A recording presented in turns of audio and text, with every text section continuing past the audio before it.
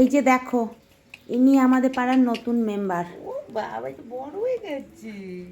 ইনি একা না, এর আরও 5-6টা ভাই বোন আছে। এর শরীরটা খারাপ কালকে থেকে, তাই একে এনে আমাদের গ্যারেজ ঘরে রাখা হয়েছে, ওষুধ টষুধ দেওয়া হচ্ছে।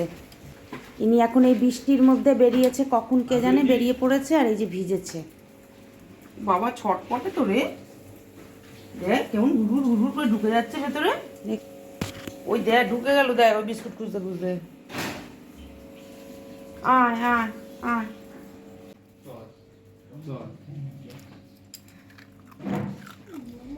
একটু আগে চিমকিন দিয়ে ভাত খেলো, অনেকগুলো ভাত খেলো, মনে হয় খিদে পেয়েছিল। দেখো এখন আবার বিস্কুট খাচ্ছে, মানে ওর খিদে যাচ্ছে না।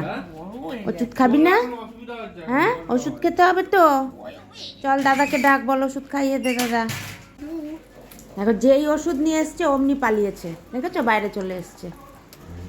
আগে লিভারের ওষুধ খাওয়ানো হয়েছে, এখন জ্বরের ওষুধ খাওয়ানো হলো। একটু আগে মুছিয়ে দিয়েছিলাম গাটা, ভিজেছিল। আবার বৃষ্টিতে 14 বার নেমে যাচ্ছে, গ্যারেজ থেকে বেরিয়ে যাচ্ছে, আবার ভিজেছে। এতে বৃষ্টি হচ্ছে, মেঝেটা ঠান্ডা, এটা পেতে দিলাম যদি আসে। আসো আসো। বাচ্চাটার মাথাটা গরম, মানে হাত দিয়ে কপালে হাত দিয়ে দেখলাম যে কপালটা বেশ গরম হয়ে রয়েছে। ওষুধ খেলো, দেখি যদি কমে। দেখেছো, এখানটা কিছুতেই এসে বসবে না। ওই দিকটায় জল, বৃষ্টিতে জল এসছে, সাইকেল টাইকেল উঠিয়েছে, সেই ওই দিকেই যাচ্ছে। আর একটু বুকুট খাবা?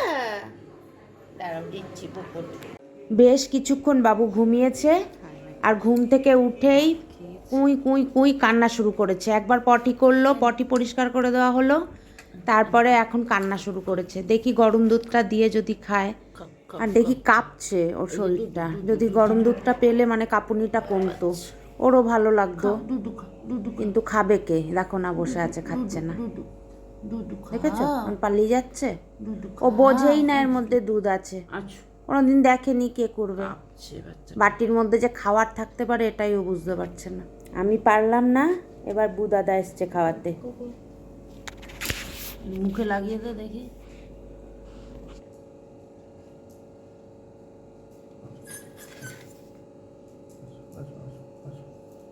মুখ অব্দি যাচ্ছে না, দুধটা লাগছে না মুখে।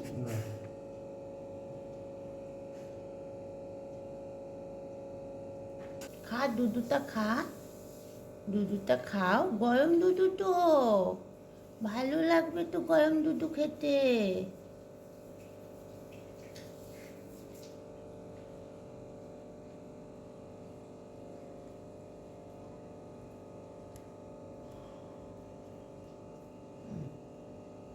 থাক তাহলে, শুয়ে থাকো।